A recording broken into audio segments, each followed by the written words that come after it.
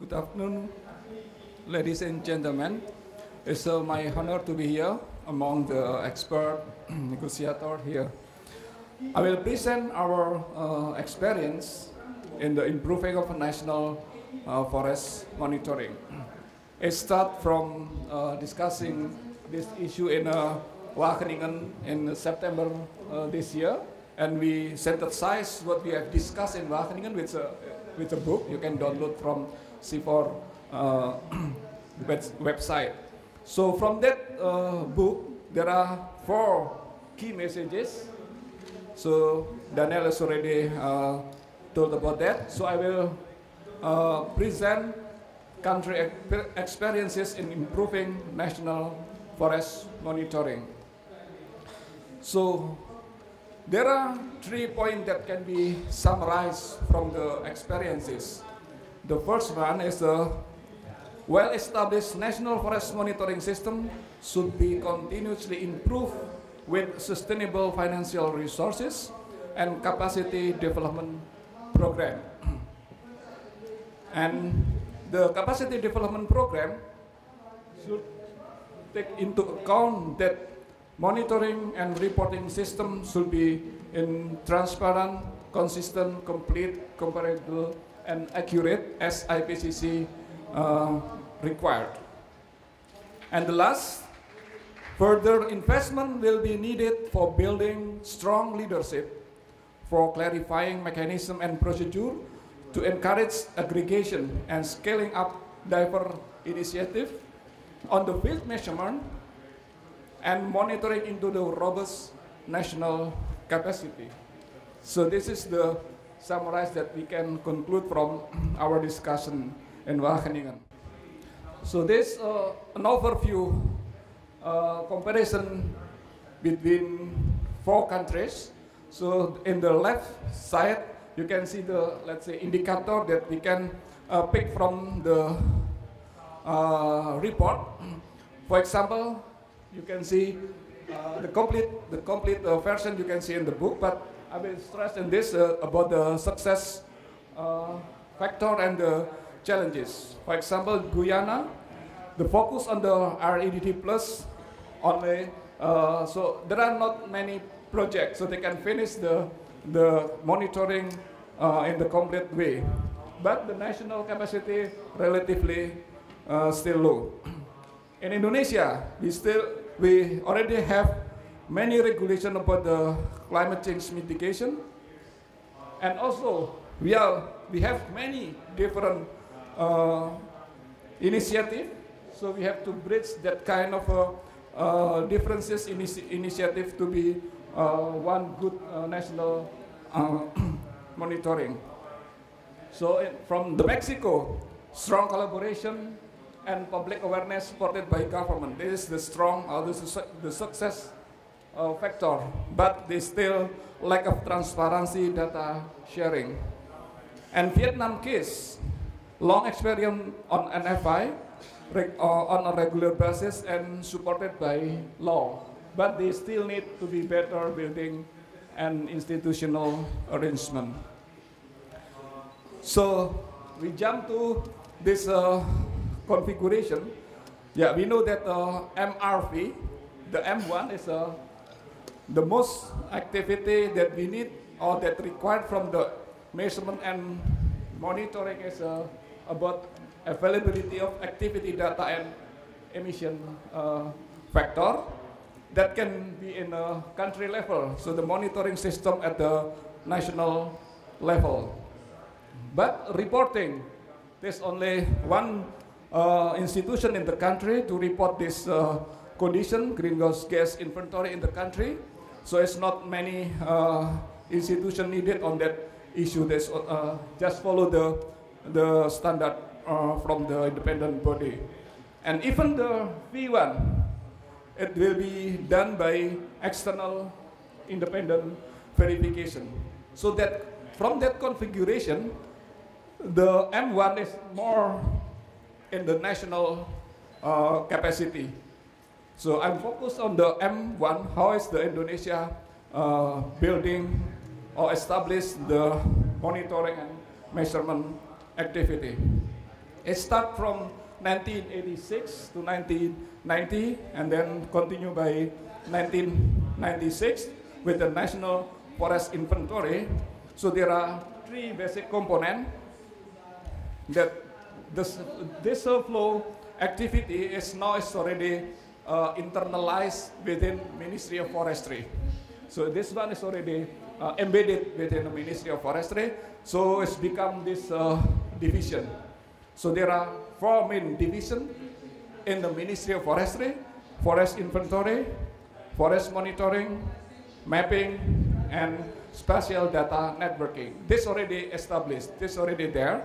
And actually this division is doing what required by IPCC. For example, forest inventory is doing national forest inventory for forest resources assessment, and forest monitoring is for remote sensing. So the forest inventory and forest monitoring actually is, they will produce the activity data and emission factor. So in forest inventory will deal with the emission factor, forest monitoring with the activity data. Even in this system, we complete with the spatial analysis and also the data sharing mechanism. So remember with this figure, the M1 actually is already done, is already established within Ministry of Forestry. So this, we call it a National Forest Monitoring System. Yeah, from that one, so for estimating the emission, we need activity data. We have quite long history about the land cover change, 1990, 96, 2000, 2003, 2006, and the most recent one is 2011. And the emission factor come from the National Forest Inventory. And previously, our NFI is not designed for carbon measurement. So that's why starting last year, we redesigned our NFI so that can include the measurement for 5 carbon pool. This is done by cooperation with UN RED. So what we have, whole Indonesia is about 217 scenes. So we can make a mosaicing it with collaboration with the SDSU, South Dakota State University. We can remove the cloud. So we now have Landsat free of cloud. So from that one, because we have several here, we can calculate the deforestation rate. So this one will be talk much more detail on Ministry of Forestry set event on 5th of December.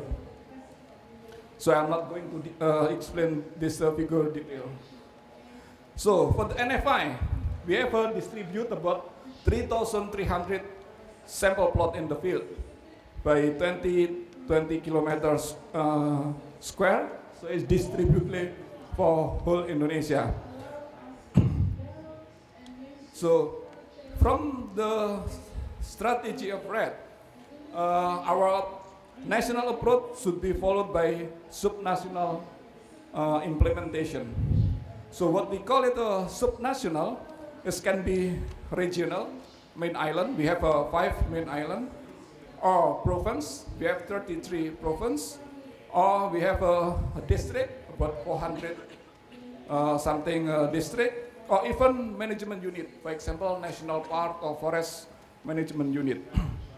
So the idea, the national approach, in the national, we make a calculation for the whole Indonesia, and then distribute it. The ideally, the calculation that come from the subnational can be main island, for example this one, and this one can be aggregate to the national condition.